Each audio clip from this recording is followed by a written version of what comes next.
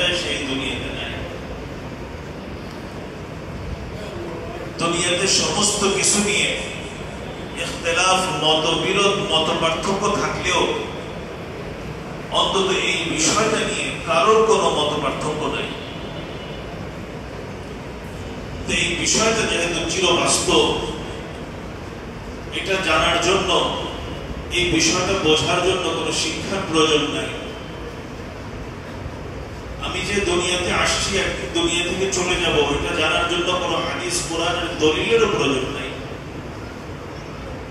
আরবি জানার প্রয়োজন নাই, স্কুল কলেজে যাওয়ার প্রয়োজন নাই, কোনো শিক্ষা দীক্ষা অভিজ্ঞতা কোনো কিছুর প্রয়োজন নাই। একজন মানুষ যদি শুধু এতটুকু বোঝে যে আমি একটা সীমিত সময়ের জন্য এই দুনিয়াতে আছি, শুধু এতটুকু চিন্তা তার পুরা জিন্দগির রোগ টোগ ঢং সমস্ত কিছু পরিবর্তন করে দিবে। একটা পরীক্ষার হলের ভিতরে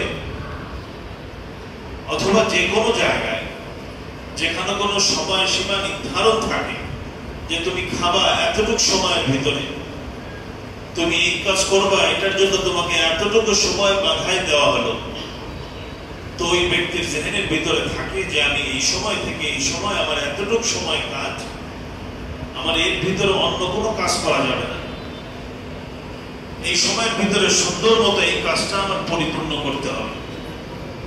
তো ওই যে সময়টুকু তার মধ্যে